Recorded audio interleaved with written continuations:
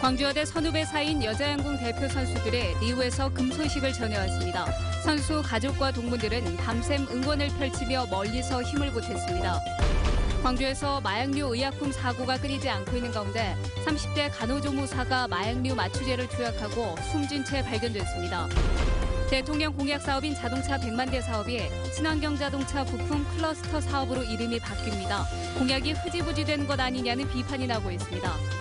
찜통더위가 기승을 더해가고 있는 가운데 농어촌 마을회관과 경로당에는 냉방기가 없는 곳이 많아 어르신들이 힘겨운 여름을 나고 있습니다. 여러분 안녕하십니까? 한국의 여자양궁 대표팀이 단체전 경기에서 8회 연속 올림픽 금메달을 목에 걸었습니다. 광주와 전남에서는 광주여대 선후배 사이인 기보배 선수와 최미선 선수를 응원하기 위해서 시민들이 밤을 새웠습니다. 송정근 기자입니다. 런던에 이은 기보배의 2연패, 금메달을 확정짓는 마지막 화살이 관역을 꿰뚫는 순간 모두 자리에서 일어나 만세를 부르며 기쁨을 만끽합니다. 기보배 선수 가족과 학교 동문들은 결승 시작 2시간 전부터 이곳 응원 장소에 모여 열띤 응원을 펼쳤습니다. 제가 시합장에 있는 느낌이었어요. 되게 긴장되고 잠이 다 깼고요. 일단 제가 쏘는 것처럼 막 심장 떨리고 손도 떨리고 발도 떨리고 짜릿하고 이렇게 했어요. 딸의 이름을 외치는 함성 소리에도 침묵 속에 땀을 쥐고 응원하던 부모들도 안도의 한숨을 내쉬었습니다. 노력한 만큼 결실이 따른다는 그 말이 정말로 진실인 것 같습니다. 피나는 노력으로 이 많은 결과가 나온 것을 저희는 영광스럽게 생각합니다. 대한민국 화이팅! 매서운 눈초리로 관역을 겨누는 세계의 신궁 최미선 선수의 고향 무안에서도 감격의 함성이 터져 나왔습니다. 네, 심장이 지금 가슴이 막 지금 뭐라고 말씀 못 드리겠습니다. 기뻐가지고 네 감사합니다. 준결승과 결승전에서 대만과 러시아를 격파하며 다시 한번 세계 최강힘을 입증한 양궁 여전사들. 브라질 하늘 반대편인 광주 전남에서도 금메달을 주역을 길러냈다는 기쁨과 자부심이 가득 찼습니다. MBC 뉴스 송정근입니다.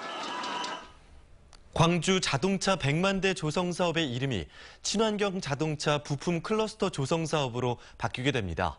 현실에 맞게 바꾼 것이라고는 하지만 공약이 사라진 것 아니냐는 비판도 있습니다. 김철원 기자입니다. 자동차 100만 대 생산기지 조성 사업은 지난 대선 때 박근혜 대통령의 대선 공약이었습니다. 자동차 100만 대 생산기지와 친환경 그린카 클러스터 기반 조성을 차질 없이 한 해 62만 대 수준인 광주의 완성차 생산 능력에 38만 대를 더해 100만 대까지 끌어올리겠다는 이 구상은 지난 5년간 광주시와 지역 정치권이 한 목소리로 외쳤던 광주의 수건 사업이었습니다. 그랬던 이 사업의 이름이 이제는 역사 속으로 사라지게 됐습니다.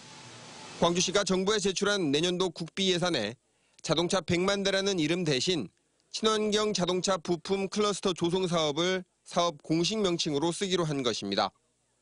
광주시는 앞으로 공식 사업 명칭에서 자동차 100만 대라는 이름을 쓰지 않을 계획입니다. 부품 산업이 활성화되다 보면 이제 완성차 부분도 더 활성화될 수 있는 그런 내용들이기 때문에 내용적으로는 100만 대라고 이야기할 수는 없지만 그런 부분들은 포함이 같이 된다고 봐도 크게 무리는 없을 것 같습니다. 사업 명칭이 완성차 대신 자동차 부품에 방점이 찍히면서 사업의 성격 자체도 크게 바뀌었음을 알 수 있습니다. 정부와 현대기아차 그룹의 지원 의지가 불확실한 상황에서 불가피한 선택이었다고는 하지만 시민들에 대한 설명이 부족했던 것 아니냐는 지적도 있습니다. 자동차 100만 대 하겠다라는 건지 아니면 하지 않고 완전히 부품 사업을 전환을 하겠다라는 게 대단히 애매모호하거든요. 그러니까 이걸 시민 앞에 명확하게 할 필요가 있고요. 지난달 정부의 예비 타당성 조사를 통과한 자동차 100만 대 사업이 친환경 자동차 부품 사업으로 정착할 수 있을지 앞으로가 주목됩니다. MBC 뉴스 김철원입니다.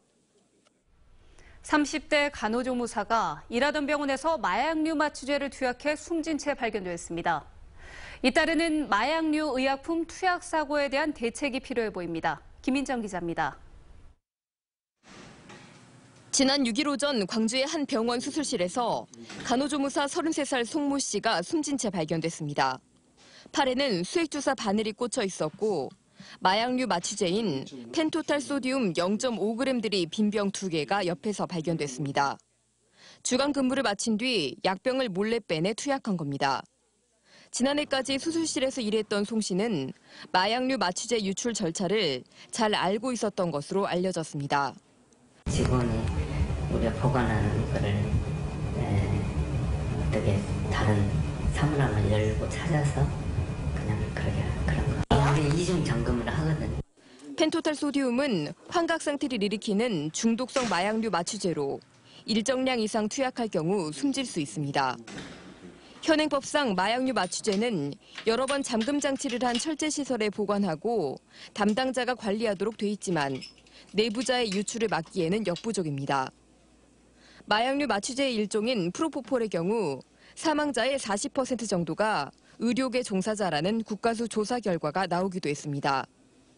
어떻게 해서 그것이 반출이 돼가지고 변사자가 투여를 하게 됐는지 그 여부는 이제 차후에 수사할 예정입니다.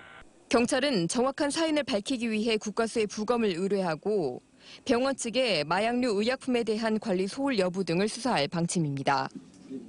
MBC 뉴스 김민정입니다. 폭염 속 통학버스에 유치원생을 방치했던 유치원이 2개 학급을 무단 증설한 사실이 드러났습니다. 광주시 교육청이 해당 유치원을 상대로 집중감사를 벌인 결과 당초 인가를 받은 7개 학급 이외에 무단으로 2개 학급을 증설해 운영했습니다. 또 통학버스는 학교 안전공제회의 운전자와 안전교육 이수 여부 등을 공개하지만 등록하지 않은 것으로 확인됨에 따라 해당 유치원장을 징계위원회에 회부하는 등 행재정적 조치를 취할 계획입니다. 광주지검 특수부는 관급공사 수주와 관련해 수천만 원을 받은 혐의로 조영표 전 광주시의회 의장을 구속 기소했습니다.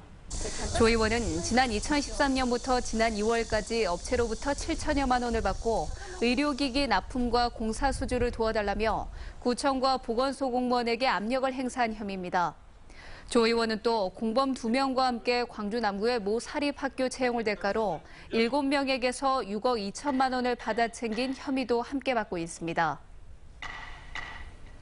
입추가 지났지만 수그러들지 않는 찜통더위가 이어지고 있습니다. 농어촌에서는 마을 회관이나 경로당이 주민들의 쉼터지만 냉방기가 없는 곳이 많아 여름나기가 더 힘겹습니다. 최진수 기자가 보도합니다. 광주, 목포, 해남, 고흥 등 7개 시군의 평균 기온이 이달 들어서도 지난 4일부터 33도 이상 폭염을 기록했습니다. 밤에도 25도가 넘는 열대야가 지난달 24일부터 지난 2일까지 그리고 4일부터 다시 이어지고 있습니다. 이 같은 무더위 속에서도 농어촌 마을 주민들은 마을 회관이나 경로당에 모여 요가나 에어로빅 등으로 건강한 여름을 나고 있습니다. 그러나 선풍기와 에어컨 등 냉방기를 켜는 게 상당한 부담입니다. 이제 몇몇 있을 때는 안 하시고 이제 대부분 많은 주민들이 모였을 때는 에어컨을 켜고 있죠. 그나마 에어컨도 없는 경로당 주민들은 조금이라도 더 서늘한 곳을 찾아 나서야 하는 형편입니다. 온도가 좀 좋아지면 나오고 그러면 집에서만 있고 정자에 가서 있어요. 전남 도원의 경로당 8,800여 개 가운데 15%에는 에어컨이 없습니다. 아직도 한 1,300개 정도 경로당에 에어컨이 미설치되어 있습니다. 전라남도는 무더위 쉼터 운영 시간을 오후 6시에서 밤 9시까지 연장하기로 했지만 인력 부족 등으로 운영하는 시설은 많지 않을 것으로 보입니다. 여느 해보다 무더위가 기승을 부리는 올해 노약자들이 힘겨운 여름을 보내고 있습니다. MBC 뉴스 최진수입니다.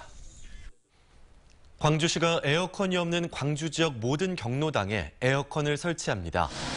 광주시는 에어컨이 없는 경로당 68곳에 사업비 1억여 원을 긴급 지원해 이달 중순까지 설치를 끝내기로 했다고 밝혔습니다.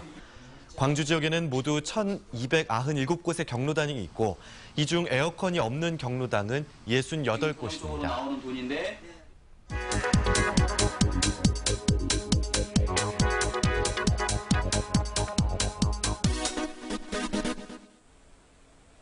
화재 발생 후 소방차가 5분 안에 현장 안에 도달하는 이른바 골든타임. 전남 지역에서 이 골든타임에 소방차가 도착할 확률은 평균 54%에 불과합니다. 이는 소방서가 없는 시군이 많기 때문인데요. 전남 22개 시군 가운데 소방서가 없는 곳이요. 고흥과 장성을 포함해서 9곳이나 됐습니다. 이들 시군에 소방서보다 아래 단계인 안전센터가 있긴 하지만 구조와 소방 업무를 모두 담당하기에는 역부족입니다.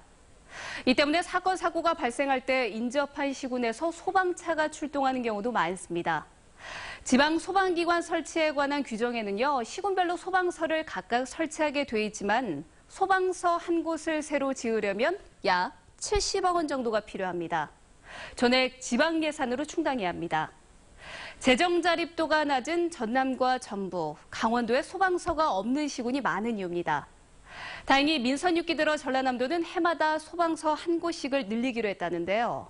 고령화가 빠르게 진행되는 농촌에서 골든타임을 놓치지 않도록 발빠른 대응을 하길 기대합니다. 카드뉴스였습니다. 40m가 넘는 타워 크레인에 낙뢰가 내리쳐 불이 났습니다.